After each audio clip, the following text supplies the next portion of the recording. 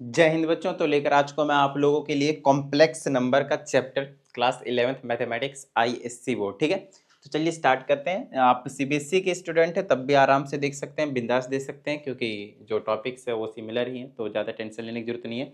सभी कंसेप्ट यहाँ पे क्लियर किया जाएगा और एग्जाम्पल के साथ, क्वेश्चंस के साथ, तो ज़्यादा टेंशन लेने की जरूरत नहीं। ठीक है, ओके चलिए स्टार्ट करते हैं। सबसे पहले कंसेप्ट देखना पड़ेगा भाई, डायरेक्टली क्वेश्चन तो आपसे मतलब होंगे नहीं, है ना। चलिए कॉन्सेप्ट की बात कर लेते हैं हम। सबसे पहले हम कॉम्प्लेक्स नंबर को समझने वाले हैं। तो अगर मैं कॉम्प्लेक्स नंबर की बात करता हूँ तो कॉम्प्लेक्स नंबर को हम रिप्रेजेंट करते हैं जेड से। किससे रिप्रेजेंट करते हैं भाई? जेड से। ठीक है ना। ये जो जेड है कॉम्प्लेक्स नंबर, उसमें दो टाइप के आपके पास पार्ट होते हैं। जेड को हम रिप्रेजेंट करते हैं ए प्लस आयोटा बी से। जेड को हम किससे रिप्रेजेंट करते हैं? ए प्लस आयोटा बी। यहाँ पे आयोटा इधर भी लिखा जा सकता है और इधर भी लिखा जा सकता है। इसी को हम क्या कहते हैं? जेड कहते हैं। ठीक है ना, इसी को हम कॉम्प्लेक्स नंबर कहते हैं। ये जो कॉम्प्लेक्स नंबर होता है उसमें हमारे पास क्या होता है? एक होता है रियल पार्ट। क्या होता है? एक रियल पार्ट, और एक होता है आपके पास इमेजिनरी पार्ट। ठीक है, इमेजिनरी पार्ट। ठीक है, जो उसमें आयोटा होता है उसको हम इमेजिनरी पार्ट कहते हैं, और ये वाला जो पार्ट है वो आपके पास रियल पार्ट है। ठीक है ना। जब हम इमेजिनरी पार्ट निकाल रहे होंगे तो उस टाइम पे सिंपल बी बोलते हैं, बी निकाल लेते हैं वैल्यू। ठीक है ना, आयोटा बस बता रहा होता है कि कॉम्प्लेक्स नंबर को रिप्रेजेंट कर रहा है। अब ये जो आयोटा यहाँ पे आया है वो आपको समझ में नहीं आ रहा होगा क्या। आयोटा जनरली ऐसे बनाते हैं, ठीक है ना, ऐसे करके और ऐसे करके, आई जैसा। ठीक है ना, आई भी बना दीजिएगा तो कोई दिक्कत वाली बात नहीं। ठीक है, ओके। अब ये जो आयोटा है इससे रिलेटेड हमें थोड़ा कुछ बताना पड़ेगा, वरना मजा नहीं आएगा, है ना। फर्स्ट टाइम आप लोग देखे होंगे। चलिए मैं आपको समझाता हूँ। हमने आपसे बोला कि एक्स स्क्वायर की value minus x square minus one that is equal to zero. हमने आपसे बोला कि आप यहाँ से क्या करें, एक्स की वैल्यू निकालें, है ना। तो आप क्या करेंगे, एक्स स्क्वायर को आप इधर ही रखेंगे, माइनस वन को उधर भेज देंगे तो प्लस वन हो जाएगा, और यहाँ से अगर आपने एक्स की वैल्यू निकाला तो अंडर रूट में चला जाएगा और ये प्लस वन में खुलेगा, आपको पता ही है ना। स्क्वायर रूट को स्क्वायर को रूट में भेजा है तो plus minus under root one is one. So plus minus one आपने आंसर बता दिया। आई ना बात समझ में? ठीक है। अब मैंने आपसे यही चीज में ऐसा कुछ बोल दिया कि x square plus one that is equal to zero है। अब आप यहाँ से एक्स की वैल्यू बताइए क्या आएगा।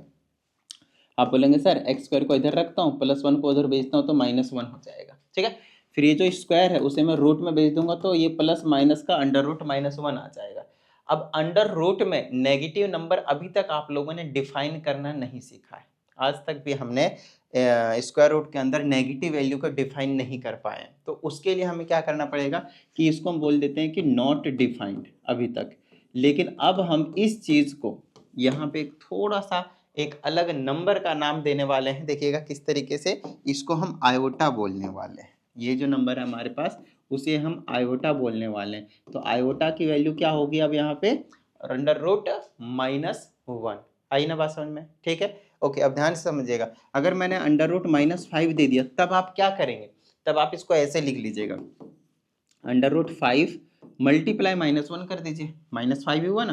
अब अंडर रूट फाइव तो अलग लिख दीजिए और मल्टीप्लाई में अंडर रूट माइनस वन अलग लिख दीजिए। तो अंडर रूट फाइव और माइनस वन का क्या हो गया? रूट के साथ आयोटा। तो इस नंबर को बेसिकली मैं इस टाइप से भी रिप्रेजेंट कर सकता हूँ। ठीक है, अच्छा।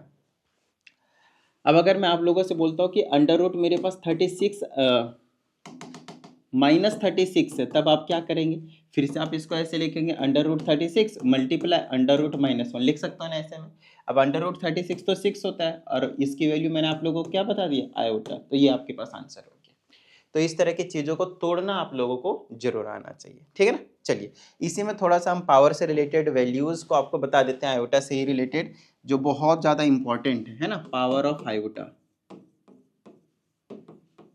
देखिए आयोटा की value under root minus one बताया मैंने आपको। अब आप क्या करें, स्क्वायरिंग बोथ साइड करते हैं, दोनों तरफ स्क्वायरिंग कर दीजिए। बहुत इंपॉर्टेंट चीज बता रहा हूँ, ध्यान से समझिएगा। ठीक है, हालांकि ये पूरी वीडियो इंपॉर्टेंट होने वाली है, क्योंकि जब भी मैं कंसेप्ट को एक्सप्लेन करता हूँ और अगर उस वाली वीडियो को बच्चे अच्छी तरह से देख लेते हैं, चीज़ों को समझ लेते हैं सभी चीज़ें, तो बाद में जब मैं क्वेश्चंस करवाता हूँ तो उस टाइम पे बच्चों को प्रॉब्लम नहीं होती।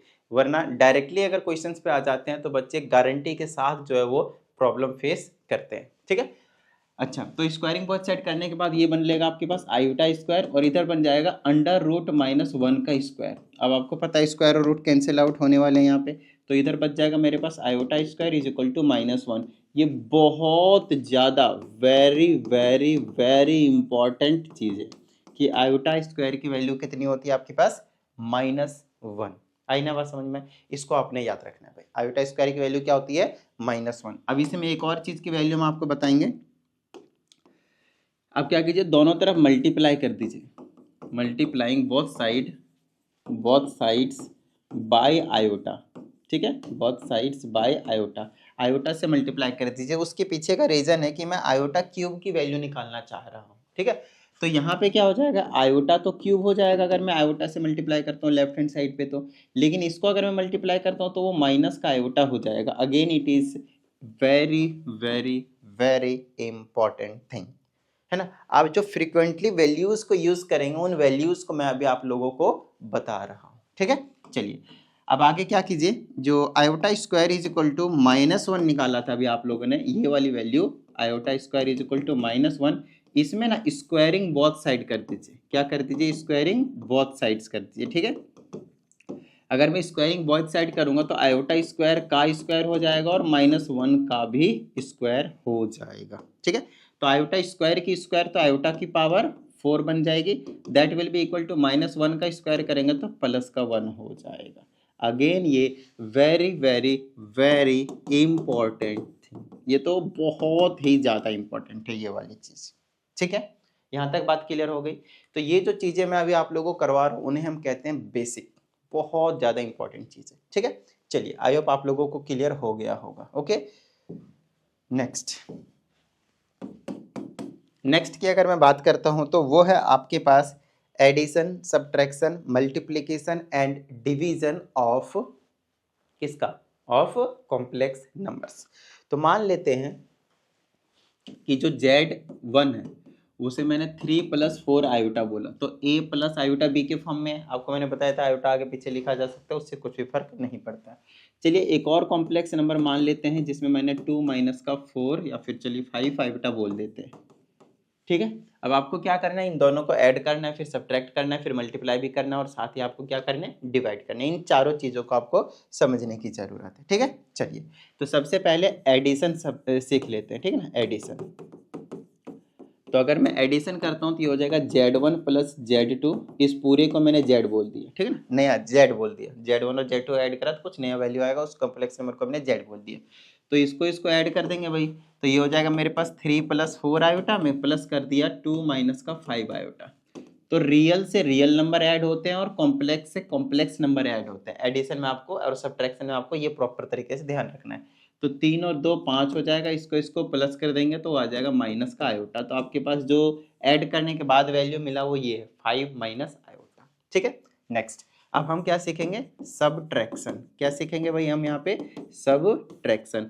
तो Z बोल देते हैं, Z' बोल देते हैं, कोई दिक्कत वाली बात नहीं है। Z1 - Z2 भी कर सकते, Z2 - Z1 भी कर सकते, वो आपको पता है, आगे पीछे जैसा बोला रहेगा क्वेश्चन में उसके अकॉर्डिंगली हम काम करेंगे। चलो भाई, तो Z1 क्योंकि प्लस था तो कोई दिक्कत ही नहीं थी, लेकिन माइनस के केस में क्या होता है, साइन चेंज कर देगा ये 2 - 5 आयोटा का ना, ये जो माइनस साइन है वो दोनों को चेंज कर देगा, हमें माइनस तो करना है। देखिए ये छोटी छोटी चीज़ें होती है जो आप लोगों को समझने की जरूरत है। ये माइनस का 2 हो जाएगा और ये प्लस का 5 आयोटा हो जाएगा। रियल से रियल को प्लस माइनस करेंगे तो 1 मिल जाएगा, इसको प्लस माइनस करेंगे तो 9 आयोटा मिल जाएगा। बताइए किसी भी तरह की कोई प्रॉब्लम, बिल्कुल बेसिक बेसिक चीज़ें बता रहा हूँ मैं आप लोगों को, ज़्यादा कुछ टेंशन लेने की जरूरत नहीं है ना। चलिए तो एडिशन और सब्ट्रैक्शन आई होप आप लोगों को समझ में आ गया होगा। आइए मल्टीप्लिकेशन और डिवीजन भी हम सीख लेते हैं। तो अगर मैं मल्टीप्लिकेशन की बात करता हूँ तो Z1 × Z2 हो जाएगा, ठीक है। इसको चलिए Z" बोल दिया मैंने, ठीक है, Z" बोल दिया। अब A की जगह तो 3 + 4 आयोटा था और B की जगह आपके पास 2 - 5 आयोटा था। अब आपको क्या करना है, इनको मल्टीप्लाई करना है, दैट्स इट, ठीक है। अब मल्टीप्लाई आपको पता है ये दो ब्रैकेट को कैसे करते थे, फर्स्ट टर्म उठाया दोनों से मल्टीप्लाई कर दिया, सेकंड टर्म उठाया दोनों से मल्टीप्लाई कर दिया, और कुछ नहीं, बस बेसिक चीज, ओनली बेसिक चीज, ठीक है। चलिए 3 से इसको मल्टीप्लाई करेंगे 6 और 3 से इसको करेंगे तो -15 आयोटा, ठीक है, -15 आयोटा। फिर 4 आयोटा उठाया, इसे कर दिया तो 8 आयोटा हो गया, इसे इसको करा तो -20 और आयोटा का स्क्वायर हो जाएगा, ठीक है ना। आपको मैक्सिमम टाइम हमेशा आपको जो रिप्रेजेंट करना होगा वो A + आयोटा B के फॉर्म में रिप्रेजेंट करना होगा। ए प्लस आयोटा बी, मतलब एक रियल नंबर और एक इमेजिनरी नंबर के टर्म्स में रिप्रेजेंट करना होगा। यहाँ पे फिलहाल मुझे 4 टर्म दिख रहे हैं, तो क्योंकि प्लस माइनस मैंने आपको सिखा दिया एडिशन सब्ट्रैक्शन, तो अब आप यहाँ पे उसी चीज का यूज करें और काम कर दें। देखिए ये वाला रियल नंबर है, सबसे पहले एक छोटा सा काम कीजिए। चलिए ये दोनों तो लाइक टर्म से प्लस माइनस कर देंगे तो कितना आ जाएगा, 7 आयोटा माइनस का 7 आयोटा आ जाएगा, ठीक है ना। अच्छा ध्यान से सुनिएगा, ये जो आयोटा स्क्वायर है इसकी वैल्यू अभी मैंने आप लोगों को -1 बताया या नहीं बताया, बताया ना, तो पुट कर दीजिए हमेशा, ठीक है ना। आयोटा को छोड़कर आयोटा स्क्वायर, आयोटा क्यूब और आयोटा की पावर 4 या फिर आयोटा स्क्वायर से लेकर जितना भी मैक्सिमम पावर है सबकी वैल्यूज को आपको सिंप्लीफाई करना होगा, ठीक है। चलिए तो ये हो जाएगा मेरे पास कितना बन जाएगा, ये प्लस का 20 बना लेगा, बोलिए हाँ या नहीं। ये माइनस माइनस प्लस का 20 बना लेगा। अब ये 20 और 6 प्लस का, तो 26 माइनस का 7 आयोटा बना लिया जब आपने इन दोनों को मल्टीप्लाई किया तो। Got it. चलिए अब डिवीजन भी सीख लेते हैं। क्या था, 3 + 4 आयोटा डिवाइडेड बाई 2 - 5 आयोटा, वही सेम ले रहा हूँ मैं, Z1 Z2। चलिए इसको Z ट्रिपल डैश बोल देते हैं, ठीक है ना। तो Z1 की जगह था 3 + का 4 आयोटा, और ये दूसरा वाला क्या था आपके पास, 2 लिया था, हाँ 2 - का 5 आयोटा, तो ये हो जाएगा मेरे पास 2 - का 5 आयोटा। तो बोला अब इसको कैसे सॉल्व करें सर, कोई दिक्कत वाली बात नहीं, आप ऐसा कीजिए, रैशनलाइजेशन तो आपने सीखा ही होगा भाई, ये तो सीखा है सर। तो साइन चेंज करो, डिनोमिनेटर को रैशनलाइज कर रहा हूँ मैं, तो 2 + 5 आयोटा और फिर से 2 + का 5 आयोटा, ठीक है। अब देखिए ऊपर तो मल्टीप्लीकेशन होगा नॉर्मली, तो अभी यही चीज तो किया मैंने, इसको और इसको मल्टीप्लाई किया, देख लीजिए, लेकिन ये प्लस का है, सॉरी ये प्लस का है, ठीक है ना। तो साइन चेंज होंगे, कोई दिक्कत वाली बात नहीं, मल्टीप्लाई कर लेते हैं।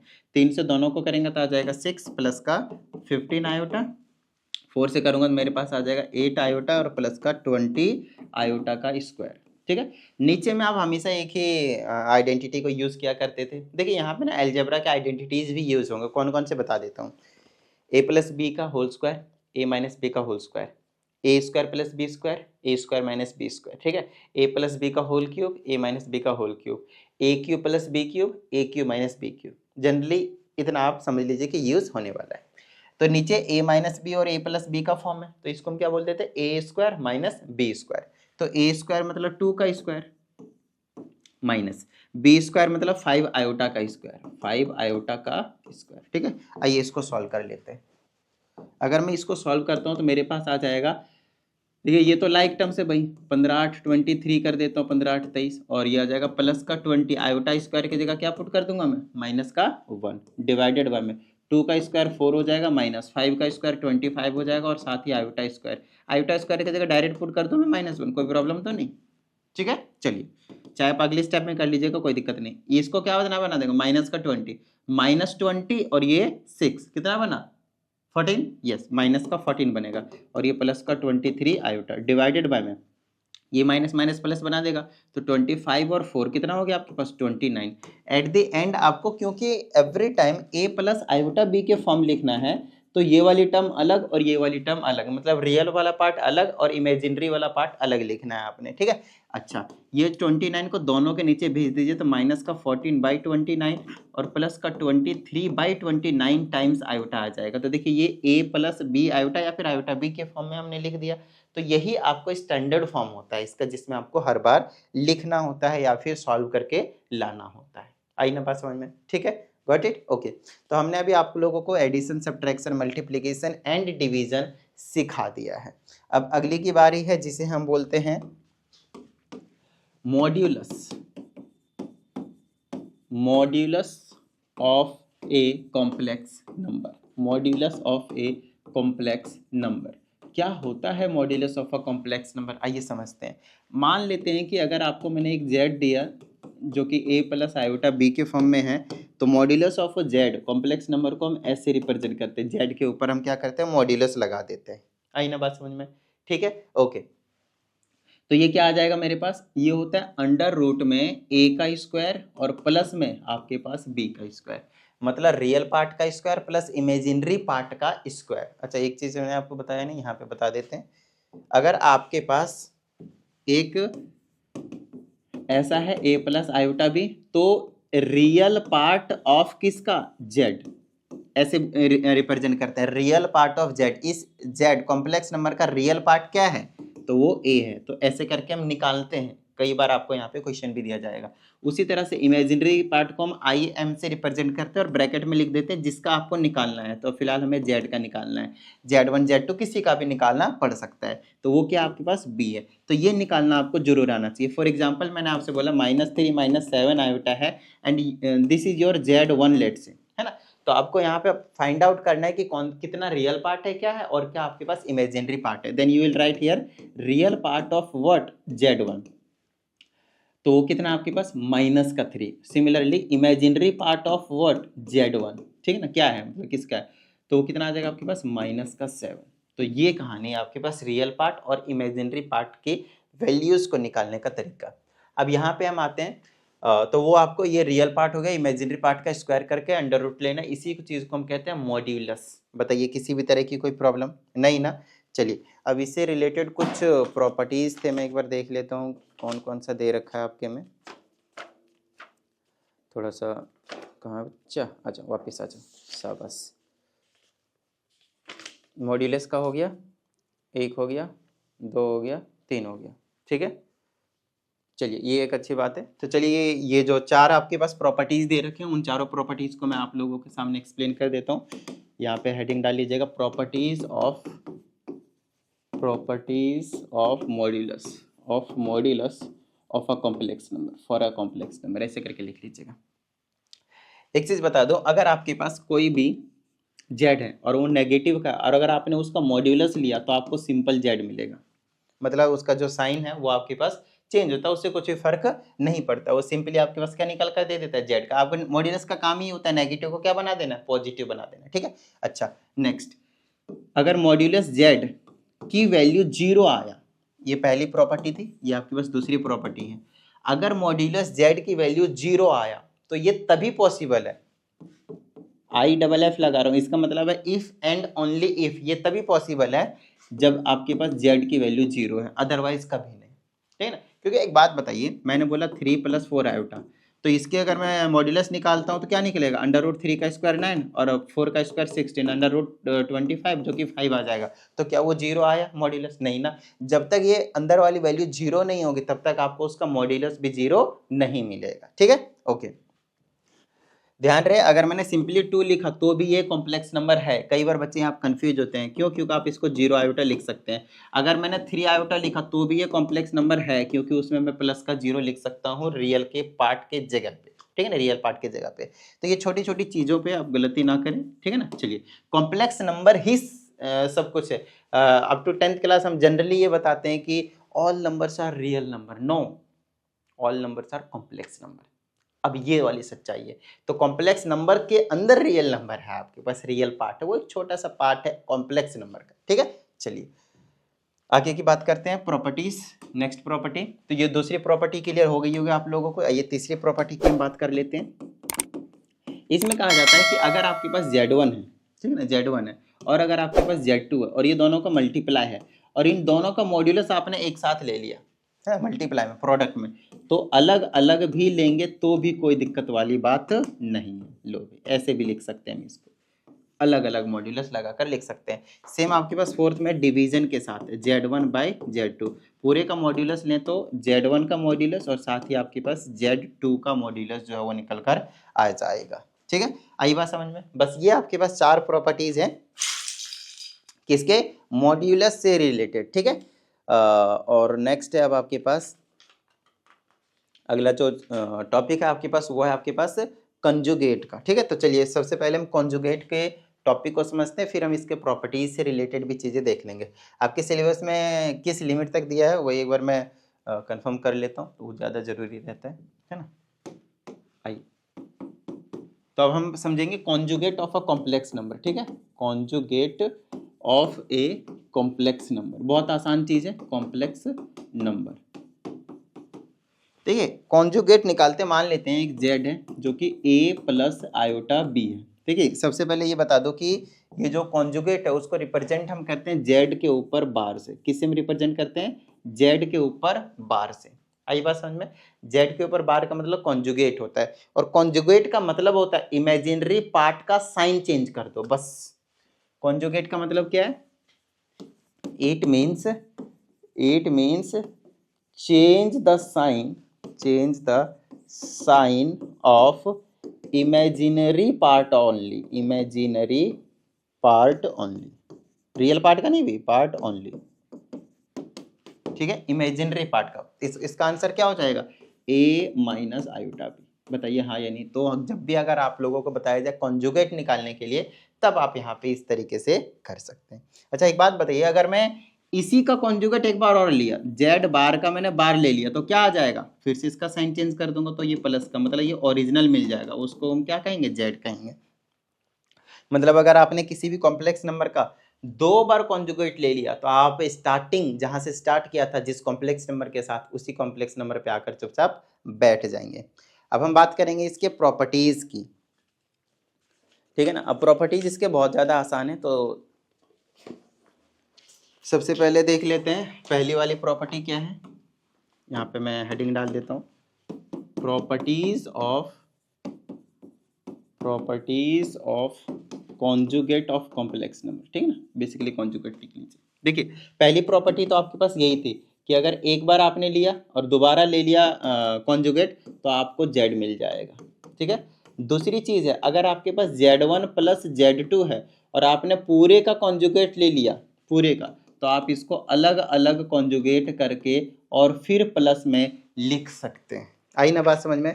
अगली प्रॉपर्टी है सब्ट्रैक्शन का, और सब्ट्रैक्शन मल्टीप्लिकेशन डिवीजन, तो ठीक है, एडिशन का हो गया, फिर अब हम सब्ट्रैक्शन का कर देते हैं, ये फोर्थ है ना, ठीक है। फिर हम मल्टीप्लिकेशन का कर देते हैं, फिर हम डिवीजन का कर देते हैं। ये चारों प्रॉपर्टी, पांचों प्रॉपर्टी खैर आपको पता ही रहेगा। यहाँ पे क्या कर दिया मैंने, 2 लिखना है, 2 कॉन्जुगेट करना है भाई, मॉड्यूलस नहीं, ठीक है, कॉन्जुगेट पूरे का है ना, ब्रैकेट लगा के करता हूँ, ज़्यादा सही रहेगा ना। ऐसे करके पूरे का अगर मैंने कॉन्जुगेट लगाया, पूरे का कॉन्जुगेट लगाया, तो ये अलग अलग, माइनस में ये तो सिंपल है आपके पास, सिर्फ अलग अलग करते जाइए साइन के साथ। तो Z1 का अलग और Z2 का अलग, Z1 का अलग और फिर आपके पास Z2 का अलग कॉन्जुगेट। बस ये चीज़ आपको समझ में आ गई होगी मेरे हिसाब से। देखिए एडिशन, सब्ट्रैक्शन, मल्टीप्लिकेशन, डिवीजन, और एक ये हो गया आपके पास डबल कॉन्जुगेट। तो यहाँ तक जनरली किसी भी स्टूडेंट को किसी भी तरह की कोई भी प्रॉब्लम नहीं होती है। जो 6th वाली प्रॉपर्टी है उसको अच्छे से समझिएगा, यहाँ पे बच्चे कंफ्यूज होते हैं, ठीक है ना। जो 6th वाली प्रॉपर्टी है जेड का, उसका मॉड्यूलस जेड के इक्वल होता है। एक और लिख देता हूँ, फिर आपको मैं एक्सप्लेन कर दूंगा। जेड और जेड बार का जो कॉन्जुगेट होता है, मॉड्यूलस जेड का स्क्वायर होता है। और यहाँ पे 8वां है आपके पास, जो कि अभी चल के आपके पास यहीं से निकल कर आया है, कहीं और से नहीं आया, ये इसी वाले से बता दूंगा मैं कैसे। इस पूरे चैप्टर में एक चीज और आपको थोड़ा सा ध्यान रखने की जरूरत है, और वो क्या है मैं आपको समझाता हूँ, देखिएगा ध्यान से। अगर कोई भी टर्म नीचे आई है, डिनोमिनेटर में आई है, तो आपको हमेशा वहां पे कंडीशन लिख देना है कि उसकी वैल्यू कभी 0 नहीं हो सकती, क्योंकि डिनोमिनेटर में अगर 0 हो गया तो नॉट डिफाइंड की कंडीशन को सेटिस्फाई करेगा, राइट। तो जैसे कि यहाँ पे ये आया है, तो आप यहाँ पे बोल दोगे कि Z2 की वैल्यू ना 0 नहीं हो सकती, क्योंकि यहाँ पे 0 हो तो नॉट डिफाइंड होगा, मतलब उस हिसाब से ये भी 0 नहीं होगा। अगली चीज, और अगर यहाँ पे कहीं पे आया है, और अगर यहाँ पे कहीं आया ये वाला, तो यहाँ पे आप फिर से बोल देंगे कि Z की वैल्यू 0 नहीं हो सकती। मैंने हो सकती है लिख दिया ना, नहीं हो सकती, ठीक है ना। और कहीं पे आया है क्या डिवाइड में, और कहीं अगर आया भी है तो आप वहां पे बोल देंगे कि नहीं हो सकती, ठीक है, इतनी बात, व्हाट इट। चलिए अब इन तीनों प्रॉपर्टीज को और मैं आप लोगों को एक्सप्लेन कर देता हूँ, ज्यादा सही रहेगा, ध्यान समझिएगा। अगर मैंने बोला आपके पास कि Z है, जो कि मान लेते हैं 3 - 4 आयोटा लिया मैंने, अभी मैंने ऐसा ही सेम एग्जांपल लिया था ना। आप क्या कीजिए, इसका मॉड्यूलस निकालिए, इसका मॉड्यूलस निकालिए, ठीक है ना, इसके मॉड्यूलस के इक्वल होगा, यहाँ पे वो मॉड्यूलस लगेगा। इसका मॉड्यूलस निकालिए, क्या आएगा, √3 का स्क्वायर 9 -4 का स्क्वायर 16, √25, √25 कितना होता है 5। तो आपने जब Z का मॉड्यूलस निकाला तो 5 निकला। अब मैं आपसे कहता हूं यहां से पहले क्या कीजिए, Z का मॉड्यूलस नहीं, कॉन्जुगेट निकाल लीजिए पहले। कॉन्जुगेट निकालेंगे तो 3 + का 4 आयोटा आएगा। मैंने बोला अब आप इसका मॉड्यूलस निकालें, तो इसका अगर मैं मॉड्यूलस निकालता हूं तो मेरे पास क्या आएगा, 3 का स्क्वायर 9, 4 का स्क्वायर 16, 16 9 25, 25 का स्क्वायर रूट 5। लो भाई, अब आप देखें ध्यान से गौर से, तो आपको पता चलेगा कि ये वाली जो चीज है वो ये है, और ये वाली जो चीज है वो ये। बताइए हाँ या नहीं। तो क्या ये दोनों ही आपके पास इक्वल आया या नहीं आया, बिल्कुल सर आया। इसका मतलब समझ रहे हैं क्या करना है, हाँ सर। आप कॉन्जुगेट ले या ना ले, मैग्नीट्यूड पे जो मॉड्यूलस है उस पे किसी भी तरह का कोई भी फर्क नहीं पड़ेगा। आई ना बात समझ में? Got it? ठीक है। नेक्स्ट है ये वाली चीज, अगर आपके पास एक जेड है और साथ ही आपके पास उसी का आपने कॉन्जुगेट ले लिया, मतलब इमेजिनरी पार्ट वाले का साइन चेंज कर दिया, तो जेड का मॉड्यूलस निकाल दीजिए, उसका स्क्वायर कर दीजिए, उसी के इक्वल आ जाएगा। फॉर एग्जांपल आप क्या कीजिए, पहले जेड और जेड इनवर्स को मल्टीप्लाई कीजिए, कितना आएगा 5, जेड कितना था 3 माइनस 4 आयोटा, और कितना था 3 प्लस 4 आयोटा। ठीक है, ओके। अच्छा, ये इसको ए minus b a plus B से सॉल्व करूंगा तो ये 9 हो जाएगा, माइनस का 16 आयोटा स्क्वायर की वैल्यू -1, यहाँ पुट कर दूंगा तो प्लस हो जाएगा, तो 9 प्लस का 16 कितना आया 25। तो ये कहता है ये जो चीज़ है वो किसके इक्वल है, मॉड्यूलस ऑफ जेड के स्क्वायर का। तो मॉड्यूलस ऑफ जेड दिख रहा है 5, तो उसके स्क्वायर कर दीजिए, 5 का स्क्वायर कितना हुआ 25। तो ये दोनों सेम सेम है ना। या फिर आप इसी चीज़ को ऐसे भी लिख सकते हैं, जो बुक में नहीं दिया लेकिन कोई दिक्कत वाली बात नहीं है, जेड का स्क्वायर कर दिया, या फिर मॉड्यूलस ऑफ जेड का स्क्वायर, या तो इसका मॉड्यूलस का स्क्वायर कीजिए या फिर इसका मॉड्यूलस का स्क्वायर कर दिए, दोनों का ही मतलब तो सेम ही है ना, कोई दिक्कत वाली बात नहीं। 5 का स्क्वायर 25 ही आना है। तो यहाँ से हमें ये चीज़ पता चल गया। आप क्या कीजिए, वैल्यूज को लीजिए, उसको वेरीफाई कीजिए, आपके माइंड में लंबे समय तक वो चीज़ बैठी रह जाएगी। ठीक है, okay. Next the last one, ये जो चीज़ है वो इसी चीज़ से यहाँ पे निकाला गया है, और इस चीज़ को हम कहते हैं मल्टीप्लिकेटिव इनवर्स। मैं आपको समझाता हूँ कैसे। देखिए, इसको मैं हटा देता हूँ। ओके, देखिए यहाँ से हमने क्या किया, जेड की वैल्यू निकालना चाहा, ठीक है ना। Z into z bar is equal to modulus of z का स्क्वायर था। मैंने क्या किया, इसको इधर ले आया और इसको उधर ले गया। आई बात समझ में? तो ये कैसे हो जाएगा, z bar is equal to modulus of z का स्क्वायर इज इक्वल टू, ये उधर चला गया तो 1/z, और 1/z और कुछ नहीं है, z की पावर -1, यहाँ पे 1 था, ऊपर चला गया पावर -1, तो z इनवर्स बन गया। तो z इनवर्स की वैल्यू क्या निकल कर आ गई आपके पास, देख लीजिए, z इनवर्स की वैल्यू ये आई ना, और यही चीज़ तो यहाँ पे ये चीज़ लिखी हुई है। तो अगर आपको ये चीज़ पता है तो ये चीज़ में किसी भी तरह की कोई भी प्रॉब्लम नहीं होगी। आई ना बात समझ में? तो इसी चीज़ को हम कहते हैं मल्टीप्लिकेटिव इनवर्स। जेड इनवर्स को क्या कहते हैं हम, मल्टीप्लिकेटिव इनवर्स। मल्टीप्लिकेटिव इनवर्स, यहाँ पे मल्टीप्लिकेटिव इनवर्स का भी कंसेप्ट पे बेस्ड पे आपके पास जो क्वेश्चन है वो दिए जाएंगे, ठीक है ना, दिए जाएंगे। अब बात आती है सर मल्टीप्लिकेटिव इनवर्स वाले पे क्वेश्चन किस तरह से दिया जाएगा, आइए समझा देता हूँ मैं आप लोगों को। कुछ इस तरह से दिया जाएगा भाई, जैसे कि मैंने बोला कि मेरे पास z है, अगेन लिया मैंने 3 माइनस, चलो 2 आयोटा ले लेते हैं इस बार।